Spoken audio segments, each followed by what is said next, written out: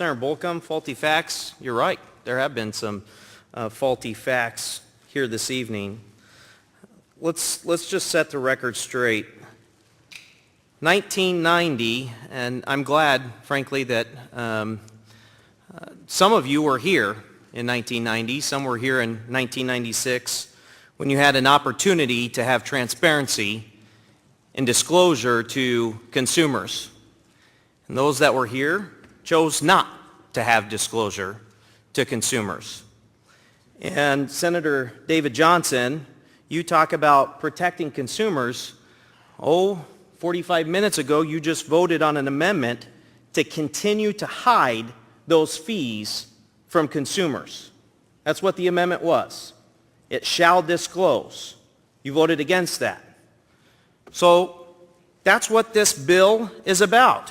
Now, it's interesting, we continue to hear this argument about, by having energy efficiency, we've saved 500 megawatts of energy over nearly 30 years. Do you know what Mid-American is doing right now on their Wind 11 project? $3.6 billion project, generating 2,000 megawatts of energy. Do you know what it costs the ratepayers? Zero. No increase. And it sets them up till 2029 to be set with the rates we have. And it's because of the wind energy tax credits at the federal level, not a state issue. It's not tied to energy efficiency. That's the truth. And Senator Bolcom, you can say, flail your arms as though that's not the truth. That's the truth. It's not tied to energy efficiency. And so as I've gone out and educated Iowans on what this really is, they're irate. This is the reason why they distrust government. You hide a fee from them. If you're a Mid-American user, upwards of 9% on your utility bill is going to pay for these programs. And then on top of it, they think this is out of the profits of the utility company. False. Not true. It's a pass-through. They take their administrative fees and it's passed back through to the consumers. So this notion that somehow this has, and look, I'll tell you this. I am all fine with energy efficiency. I just built a home a couple of years ago. We did things to try making our home energy efficient because that's me as a consumer wanting to see a return on my investment. But I'm not asking others to subsidize for me to make that decision. And perhaps it had its place. Perhaps it did back in 1990 when you could pick from one or two refrigerators that were energy efficient when you went to Lowe's. Well, go down to Lowe's today. Go to Home Depot. I'm not singling out Lowe's. That's fine. You can go to Home Depot, Menards, wherever else, Nebraska Furniture Mart. They're almost all Energy Star rated appliances. They all qualify.